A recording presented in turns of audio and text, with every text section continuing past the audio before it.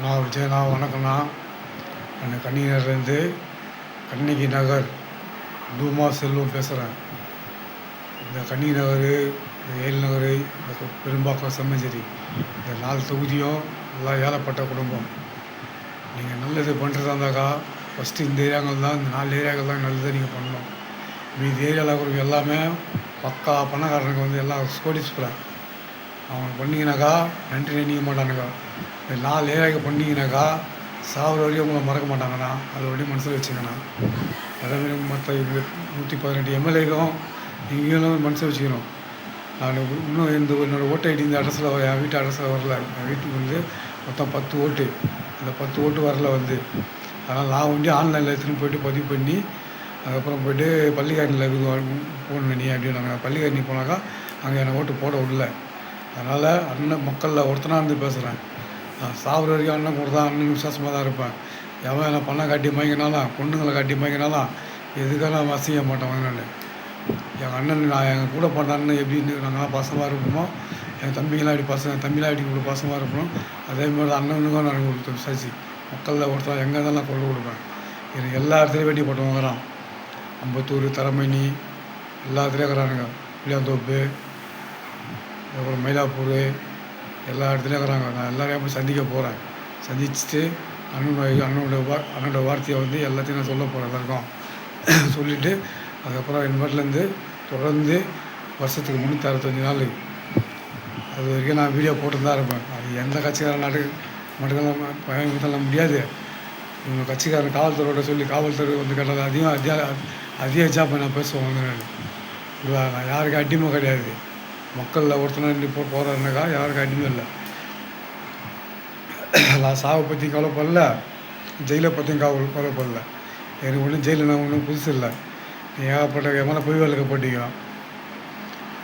அது கொலை வழக்காக என் மேலே போடுறது பொய் வழக்கு. அது எது நான் நெறிமான சொல்லி ஜட்ஜி அதை தலைப்படி பண்ணார்ல அது கேஸை தள்ளுது பண்ண. அந்த ஆர்டர் காப்பி நீங்கள் கொடுத்தீங்களா? அதையும் கொடுக்கல ஆர்டர் காப்பி. நான் இன்னமும் நான் அண்ணன் கோசம் கொள்ள கொடுத்து தான் இருப்பேன். ஆட்சி 6 மாதம் கொடுத்துக்கிறாங்க. இது கெடுவு.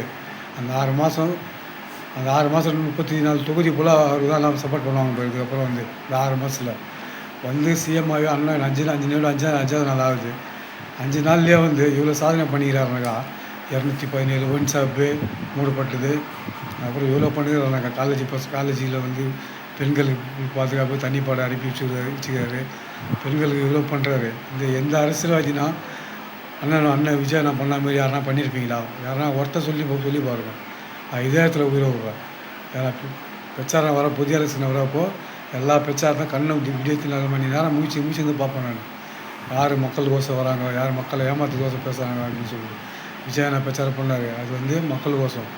நீங்கள் பிரச்சாரம் பண்ணுவீங்க, அது வந்து மக்களை ஏமாத்துறதுக்கோசம். 8000 ரூபா டோக்கனு உங்களை கேட்டாங்களா? அவங்க 8000 ரூபா டோக்கன் கொடுத்து என்ன பண்ணுவீங்க? பேசிட்டீங்களா? கொடுத்துட்டீங்களா?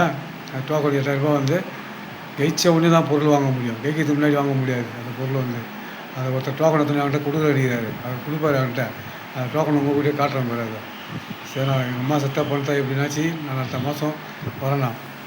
அம்மா சர்டிஃபிகேட் ஆன்லைனில் ஒரிஜினல் எடுத்துன்னு வரேன். என் பேர் செல்வம், நான் டூமா செல்வம். எனக்கு இன்னொரு பேர் இது செல்வன்ற டூமா செல்வம். அப்படின்னா தான் அந்த கன்னிநகர் ஸ்டேஷனுக்கு தெரியும். என்னோடய பேர் பட்ட பேரை வச்சு எனக்கு உருவாக்குறது தான் வந்து கன்னிநகர் போலீஸ் தான். என் பேர் செல்வன் தான் எல்லாருக்குமே தெரியும்.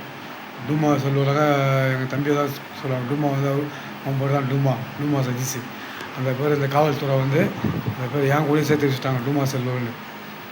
எதனா ஒன்றாக்கா அதனால தான் நான் பண்ணாத தவறுலாம் வந்து இத்தனை வருஷமாக நான் ஜெயிலுக்கு போயிட்டு இப்போ தான் நான் கடவுள் நல்ல புத்தியை கொடுத்து அவர் மூலியமாக உங்கள்கிட்ட அறிவித்து நான் உங்கள் பண்ணுற நல்லதெல்லாம் வந்து மக்கள் எடுத்து ஃபேஸ்புக்கில் போட்டுருக்கிறேன். ஃபேஸ்புக்கில் போடுறேன், யூடியூப்பில் போடுறேன், இன்ஸ்டாகிராமில் போடுறேன். எந்த காரணத்துக்கும் நீங்கள் விட்டுக்கிற இன்ஸ்டாகிராம் வந்து என்றைக்குமே லாக் பண்ணாதீங்க. இது ஒரு நிச்சயமாக நடக்கணும்.